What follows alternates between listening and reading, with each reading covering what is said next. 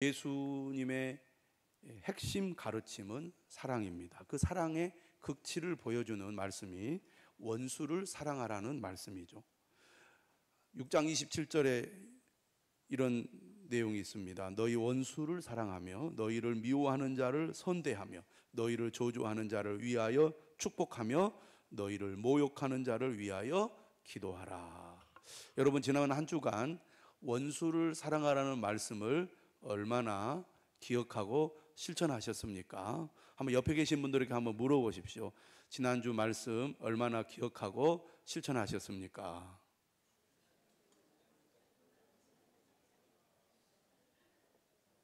원수가 하나 더 생겼는지도 모릅니다. 예.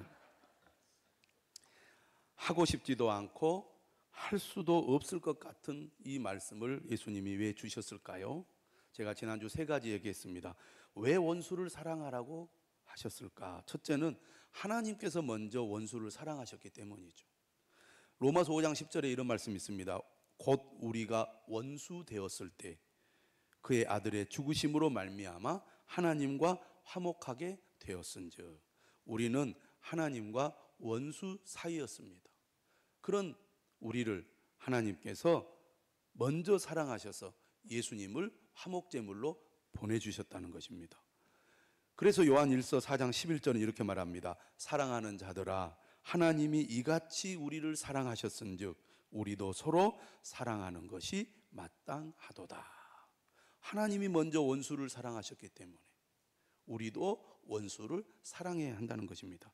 둘째, 왜 예수님은 원수를 사랑하라고 하셨습니까? 우리를 통해 죄인들을 구원하기 위해서죠. 예수님 당시 누가 예수님 앞에 나왔습니까? 사회적 약자들이었습니다. 가난한 자, 줄인 자, 우는 자, 이런 자들이 예수님께 나왔습니다. 예수님은 그들을 다 받아주시고 구원해 주셨죠. 그런데 이런 사회적 약자들이 세상에서는 어떤 대우를 받았느냐? 미움을 받고 차별을 당했습니다.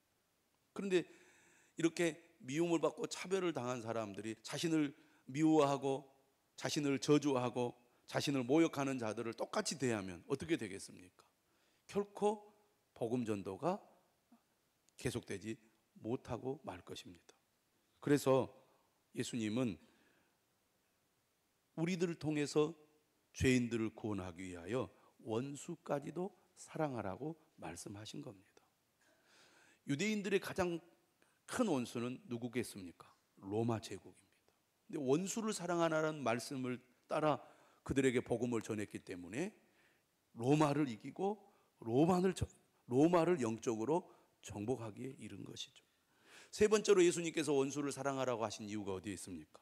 그것이 복 있는 삶의 비결이기 때문입니다. 여러분, 우리가 살아가면서 무엇 때문에 어려움을 겪습니까? 사실은 인간관계 때문에 어려움을 겪습니다. 인간관계가 좋으면 삶이 평안하고 인간관계가 힘들면 삶이 지옥같이 되는 것입니다.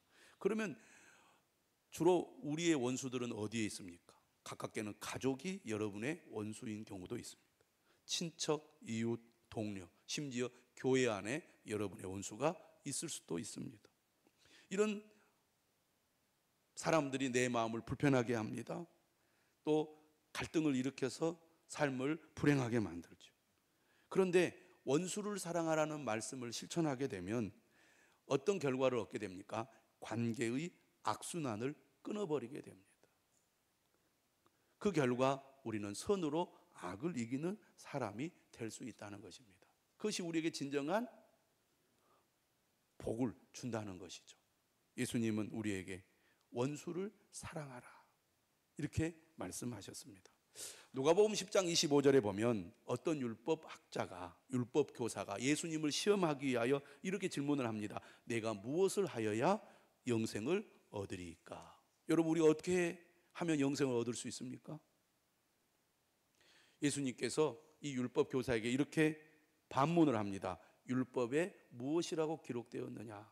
그러자 이 율법교사가 자신 있게 이야기를 해요. 내 마음을 다하고 내 목숨을 다하고 내 힘을 다하고 내 뜻을 다하여 주 너의 하나님을 사랑하고 또 내 이웃을 내 자신같이 사랑하라 하셨습니다. 그러자 예수님이 뭐라고 대답을 합니까? 네 대답이 옳도다. 이를 행하라. 그러면 살리라. 하나님을 사랑하고 이웃을 사랑하면 영생을 얻는다는 말씀입니다. 오늘 본문을 보면 50절에 예수님이 이렇게 얘기했어요.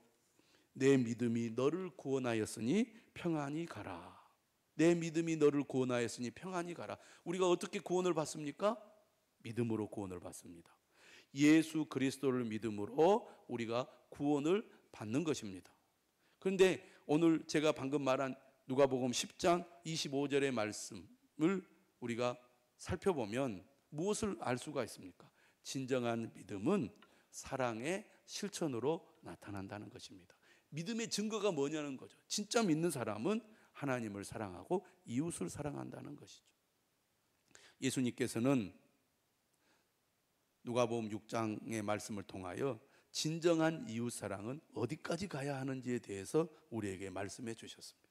오늘 본문은 하나님 사랑을 어떻게 해야 되는지 우리에게 잘 가르쳐 주고 있습니다. 예수님은 핫한 인물이죠. 수많은 사람들이 예수님에게 모여들었습니다. 가는 곳마다 수많은 사람들이 예수님을 찾아왔기 때문에 어느 집에 들어가면 발 디딜 틈도 없었습니다. 그런데 예수님은 이처럼 수많은 사람들을 이렇게 데리고 다니면서도 세리와 죄인들과 식사를 하셨어요. 다 지켜보고 있는데 그 중에는 바리새인과 서기관들도 예수님의 말씀과 행동을 계속 지켜보고 있었습니다. 그런데 예수님은 죄인들, 세리들하고만 식사를 한 게 아니었어요. 오늘 본문에 보면 바리새인과도 식사를 하셨어요. 누가복음에 보면 3번 바리새인과 식사하는 장면이 나옵니다. 사람을 예수님은 가리지 않습니다. 차별하지 않습니다. 그 누가 어떤 의도로 예수님을 초청해도 예수님은 응하셨던 분입니다. 그런데 이때 이제 식사 자리에 초대를 했는데 예수님이 식사하러 가실 때 그러면 예수님이 조용히 몰래 이 바리새인의 집에 가서 식사를 하느냐? 아니었습니다. 예수님은 사람을 몰고 다니는 분입니다. 그러니까 바리새인과 함께 식사를 할 때 이 식사하는 그 자리, 이 외곽에서 예수님이 어떻게 밥을 잡수시는지, 무슨 대화를 나누시는지 지켜보고 귀 기울여 듣는 사람들이 있었던 것이죠. 그러다 보니까 이 바리새인의 집에 어떤 여인이 찾아옵니까? 동네에서 죄인이라고 낙인 찍힌 여인이 예수님을 찾아옵니다. 용기가 있었겠죠. 있어야 되겠죠. 여러분, 사랑은, 온전한 사랑은 무엇을 쫓아낸다고 그랬습니까? 두려움을 쫓아낸다고 그랬어요. 요한일서에 보면 주님을 사랑하는 마음이 크니까, 주님의 은혜를 받고자 하는 마음이 크니까 다른 사람의 이목쯤이야 그냥 아랑곳하지 않았던 겁니다. 그래서 쉽게 나타나기 어려운 이 환경이었지만 이 여인은 예수님을 찾아간 겁니다. 그래서 드디어 이제 식사를 시작하게 되는데 당시에 사람들이 어떻게 식사를 했느냐, 우리처럼 이렇게 바로 앉아서 식사하지 않고 여러분들이 집에서 피곤할 때 보통 간식 먹을 때 하는 자세, 이렇게 왼팔을 이렇게 기대고 기대어 누워서 식사를 했습니다. 참 이상한 자세죠. 그래서 왼팔로 이렇게 몸을 기대면서 다리는 뒤로 뻗고 얼굴은 이제 정면을 향하고 오른손으로 음식을 이렇게 떠서 매우 불편하게 식사를 했어요. 그런데 그러다 보니 발은 뒤쪽에 있으니까 바깥에 있는 사람이 그 발에 접근하기가 쉬웠던 것입니다. 예수님이 오늘 본문 앞에 쭉 이렇게 보면은 어떤 말씀을 하셨느냐면 건강한 자에게 의사가 필요한 것이 아니라 병든 자에게 의사가 필요하다. 나는 의인을 부르러 온 것이 아니라 죄인을 불러 회개시키러 왔노라. 중풍병자가 예수님을 만날 수가 없어서 친구들이 지붕을 뚫고 내려와서 예수님 앞에 내려놓았을 때 예수님이 그 중풍병자를 향하여 뭐라고 말했습니까? 내 죄사함을 받았느니라. 그의 믿음을 보시고 그들의 믿음, 친구들의 믿음을 보시고 내 죄 사함을 받았느니라 이렇게 말씀하셨거든요.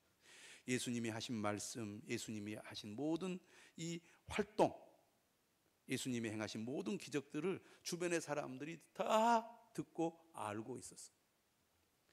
이 죄 많은 여인, 동네에서 손가락질 받는 이 여인은 슬픔 가운데 살았지만 아마 세례 요한을 통해서도 회개의 말씀을 들었을지 모릅니다. 그리고 예수님이 무슨 말씀을 하셨고 어떤 일을 하셨는지를 그녀가 듣고 이미 그 마음에 정말 큰 감동을 받은 것입니다. 사람들이 다 나를 외면하고 나를 향하여 손가락질하지만 예수님만큼은 나 같은 죄인 용서하시고 받아주시고 구원해 주시는 정말 놀라운 하나님의 아들이시구나. 여러분이 만약에 이 나주 땅에 유명한 사람이 온다고 생각을 해보세요. 그러면 막 만나기도 전부터 가슴이 뛰기 시작할 것입니다. 우리 교회에 만약에 임영웅이 온다고 하면은 이 나주가 난리 날 겁니다. 사람들이 막 모여들면서 보기도 전에 그냥 설렐 거예요. 근데 우리 교회 예배당이 작잖아요. 여기 앞에서 제가 만약에 임영웅이라고 생각하고 이렇게 가까운 데서 저를 보면 사람들이 어떻겠습니까? 막 뒤로 자빠질 겁니다. 예, 감동해가지고. 근데 이 여인도 그런 마음이었어요. 예수님을 만나기 전부터 마음이 설레기 시작했어요. 바리새인 시몬의 집에 예수님이 오신단다. 이 소식을 들으니까 가슴이 뛰기 시작했어요. 그런데 정말 예수님이 그 자리에 있는 것을 보았을 때 이 여인은 어떻게 보면은 매우 당돌한 돌발적인 행동을 합니다. 지금 초대받은 손님이 아니잖아요. 바깥에서 구경만 하고 무슨 말을 하는지 듣기만 해야 될 이 여인이, 그것도 죄인이라고 낙인 찍혀서 사람들 앞에서 공개적으로 나설 수도 없는 이 여인이 예수님을 보자 너무 감격해가지고 막 울기 시작합니다. 예수님 보니까 막 우니까 그 눈물이 예수님의 발을 적셨어요. 그리고 그 이 발이 그의 눈물로 적셔지니까 그녀가 앉아가지고 예수님의 발을 자기의 긴 머리털로 막 닦기 시작합니다.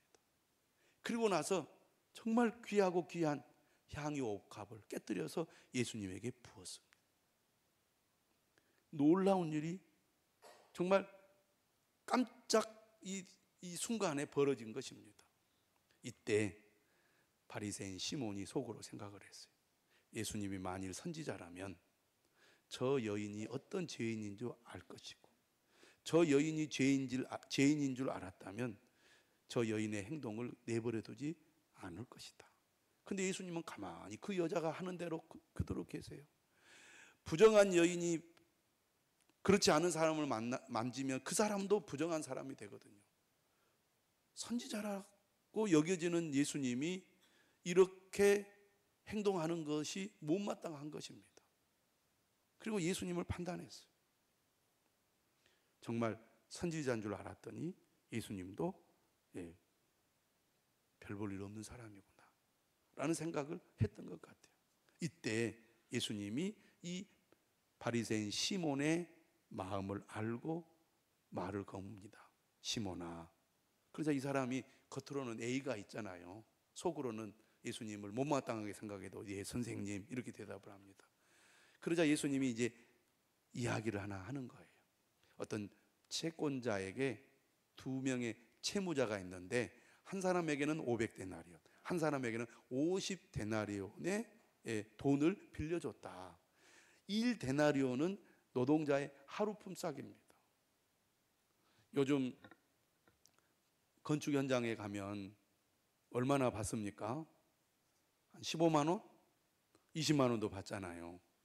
근데 조금 깎아주겠습니다. 한 10만 원. 예. 그러면 50데나리온이면 얼마입니까?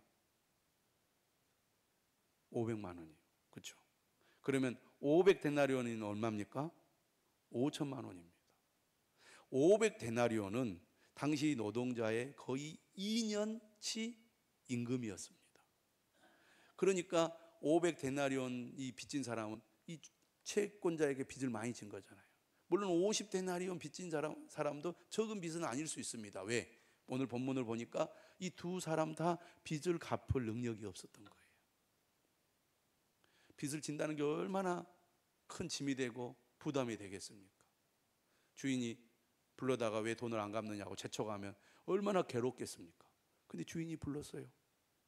여보게, 당신들 너무나 형편이 어려운 것 같으니 두 사람의 빚을 내가 없애주겠네 하고 500데나리온 빚진 사람의 빚도 없애주고 50데나리온 빚진 사람도 없애줬어요. 여러분 얼마나 기쁘겠습니까? 근데 누가 기쁘겠어요? 누가 더 기분이 좋겠습니까? 누가 더 주인에게 더 고마운 마음을 갖겠습니까? 라고 시몬에게 질문하자 시몬이 뭐라고 대답했어요? 당연히 빚을 많이 진 사람이 더 고마워하지 않겠습니까? 더 사랑하지 않겠습니까? 네 말이 옳다. 이렇게 예수님이 말씀하신 겁니다. 그러면서 예수님께서 시몬에게 이렇게 이야기하죠. 저 여자를 봐라. 저 여자를 봐라. 너는 내게 발 씻을 물도 주지 않았지만 저 여인은 눈물로 내 발을 적시고 그 머리털로 내 발을 닦았다. 손님을 초대할 때는 예의를 갖춰서 초대를 해야죠.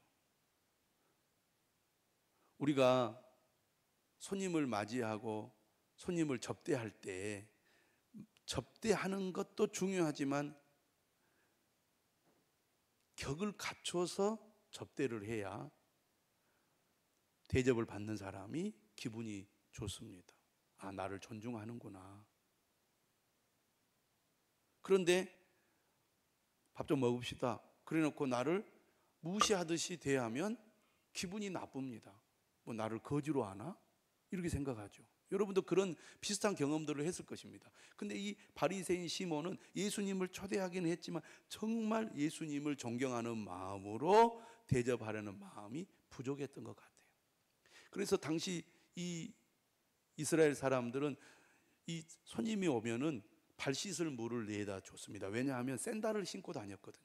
그러니까 이 흙바닥에서 샌들을 신고 다니니 발이 얼마나 더러웠겠습니까? 그래서 집에 오면 이 발 씻을 물을 주어서 씻게 하든지 종이 있으면 종이 이 손님의 발을 씻어줬습니다.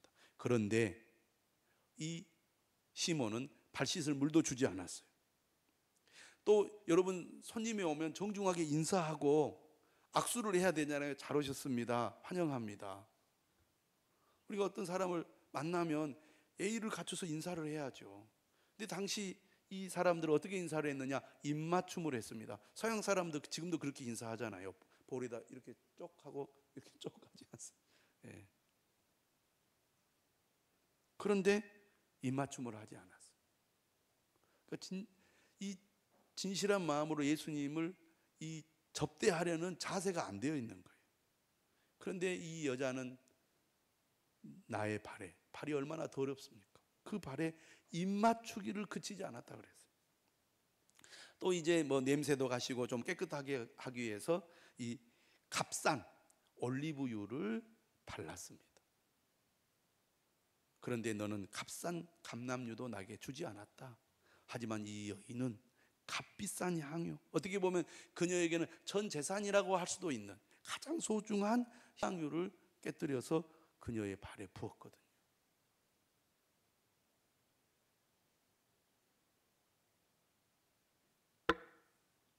누가 예수님을 진짜 사랑하는 사람입니까? 바로 이 죄 많은 여인입니다. 그래서 예수님 이렇게 얘기했어요. 그의 많은 죄가 사하여졌도다. 이는 그의 사랑함이 많으니라. 사함을 받은 일이 적은 자는 적게 사랑하느니라. 예수님이 이 여인의 행동을 이렇게 평가하신 겁니다. 이 여자는 그 많은 죄를 용서받았다. 그것은 그가 많이 사랑하였기 때문이다. 여러분, 많은 죄를 용서받은 사람은 많이 사랑한다는 것입니다. 내가 주님 앞에 얼마나 큰 죄인인지 깨달은 사람은 주님 앞에 감격하고 감사하면서 주님을 사랑하게 되어 있다는 것입니다. 구원은 믿음으로 받습니다. 믿음은 하나님의 사랑으로 나타난다는 거죠. 여러분, 이 여인이 예수님을 만나기 전부터 가슴이 뛰기 시작했어요. 그리고 예수님을 만났을 때 정말 감격의 눈물을 흘렸습니다. 여러분은 주님의 얼마나 큰 은혜를 받았습니까? 여러분이 주님 앞에 얼마나 큰 죄인이라는 것을 깨닫고 있습니까? 그것을 깨닫고 그 사랑을 받았다면 주님 앞에 나올 때 여러분이 드리는 예배의 마음가짐이나 자세가 다를 것입니다. 예배를 드리면서 얼마나 여러분은 감격하면서 눈물을 흘리고 감사하면서 주님을 사랑한다고 고백하십니까? 진짜 주님의 은혜를 깨닫고 받은 사람은 주님을 위하여 그 어떤 것도 아까워하지 않습니다. 그러니까 믿음이 크다는 것은 그만큼 용서를 많이 받았다는 것이고, 그 믿음이 큰 사람은 주님을 향하여 헌신하기를 아까워하지 않습니다. 진정한 믿음은 하나님을 향한 진정한 사랑으로 나타난다는 것입니다. 오늘 예수님은 이 여인을 향하여 이렇게 말합니다. 내 죄 사함을 받았느니라. 사람들이 수군거려요. 그러자 예수님 이번에 이렇게 또 말합니다. 내 믿음이 너를 구원하였으니 평안히 가라. 예수님이 어떤 분이신지를 여기서 분명히 보여줍니다. 예수님은 죄를 사하는 권세가 있으신 분입니다. 그는 죄인을 긍휼히 여기세요. 예수님 아까 말씀 제가 드렸잖아요. 내가 의인을 부르러 온 것이 아니요 죄인을 불러 회개시키러 왔노라. 이 바리새인 시몬, 당시 유대인들의 신앙의 지도적 역할을 하는 이 바리새인 시몬은 이 여인의 곤경, 그 고통과 아픔에 전혀 관심이 없었어요. 그리고 그녀가 그런 제약된 생활에서 벗어나도록 돕거나 더 훌륭한 삶을 살도록 도와줄 마음도 전혀 없었어요. 이 시몬이라는 사람은 이 여인의 죄에 초점을 맞췄고 그녀의 과실을 보았으며 그녀가 얼마나 타락했는가 그것만 보았습니다. 그러나 예수님은 죄를 범한 사람에게 초점을 맞췄고 그녀의 피로를 보셨을 뿐만 아니라 그녀의 사랑의 크기를 보신 것입니다. 그런 그녀를 향하여 예수님 뭐라고 말했어요? 내 믿음이 너를 구원하였으니 평안히 가라. 여러분, 구원은 믿음으로 받습니다. 예수 그리스도를 믿는 자만이 구원을 받아요. 그런데 진정한 믿음은 이처럼 사랑과 헌신으로 나타난다는 것입니다. 나는 주님을 믿습니다. 우리가 말로 아무리 외쳐도 하나님 사랑, 이웃 사랑의 삶이 나타나지 않는다면 그 믿음이 진짜라고 말할 수 있느냐? 성경은 이렇게 우리에게 말합니다. 누가 예수님을 믿습니까? 자신이 큰 죄인임을 깨달은 사람이에요. 그런 사람은 겸손합니다.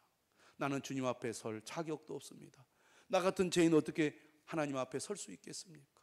이렇게 겸손한 마음으로 주님 앞에 나아가 주님의 긍휼을 기다리는 그 마음을 주님은 귀하게 보시고 그 죄를 용서하신다는 것입니다. 하지만 바리새인 시몬은 교만했어요. 그래서 우월감을 가지고 있었습니다. 내가 저 사람보다 낫다는 거죠. 나는 저 사람에 비해서 의롭다고 생각을 했습니다. 심지어 예수님을 향해서도 자신이 예수님보다 더 낫다고 생각할 정도였어요. 이러한 시몬은 다른 사람을 정죄하고 비판하는 데만 관심이 있었지 자신이 얼마나 큰 죄인인지를 깨닫지 못했습니다. 여러분, 예수님에게 향유를 부은 여인의 이야기는 사복음서에 다 나옵니다. 마태복음, 마가복음, 누가복음, 요한복음. 그런데 마태복음, 마가복음, 요한복음에 나오는 이야기는 예수님이 십자가에 못 박히기 직전에 베다니에서 일어난 사건입니다. 그런데 오늘 우리가 읽은 이 누가복음의 사건은 예수님 사역 초기에 갈릴리 지역에서 일어난 사건이죠. 다른 이야기입니다. 마태복음, 마가복음, 요한복음의 사건은 향유를 부은 여인에게 초점이 맞춰져 있다면 오늘 본문은 오히려 시몬에게 초점이 맞춰져 있습니다. 시몬과의 대화를 통해서 예수님은 시몬에게 무엇을 가르치려고 하신 겁니다. 예수님은 무엇을 말씀하려고 하셨을까요? 예수님께서는 시몬 자신이 얼마나 큰 죄인인가를 깨닫기를 원하셨다는 것입니다. 우리는 다른 사람과 비교하면서 나는 그래도 의로워, 나는 그렇게 큰 죄인이 아니야, 이렇게 생각하는 경우들이 많이 있습니다. 예수님은 그렇지 않다는 거예요. 6장 41절 42절에 예수님이 이렇게 얘기했어요. 외식하는 자여, 먼저 내 속에서 들보를 빼라. 그 후에야 내가 밝히 보고 형제의 눈 속에 있는 티를 빼리라. 여러분, 우리가 남을 판단하고 정죄하고 있다면 우리가 더 큰 죄인임을 기억하시기를 바랍니다. 로마서 2장 1절에 이렇게 얘기해요. 그러므로 남을 판단하는 사람아, 누구를 막론하고 내가 핑계하지 못할 것은 남을 판단하는 것으로 내가 너를 정죄함이니 판단하는 내가 같은 일을 행함이니라. 이런 일을 행하는 자는 판단하고도 같은 일을 행하는 사람아, 네가 하나님의 심판을 피할 줄로 생각하느냐.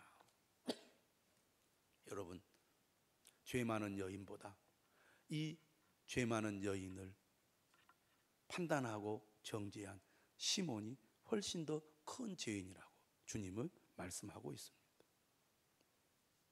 은혜 받은 사람은 어떤 사람입니까? 주님의 은혜에 감격하고 주님을 뜨겁게 사랑하는 사람은 어떤 사람입니까? 내가 가장 큰 죄인입니다. 사도 바울도 그렇게 말하잖아요. 내가 죄인 중에 괴수라고. 근데 우리는 나는 괜찮아요, 나는 그래도 의로워요, 나는 그래도 정직해요, 나는 그래도 바른 길로 가고 있어요. 여러분, 그렇게 생각하고 있지 않습니까?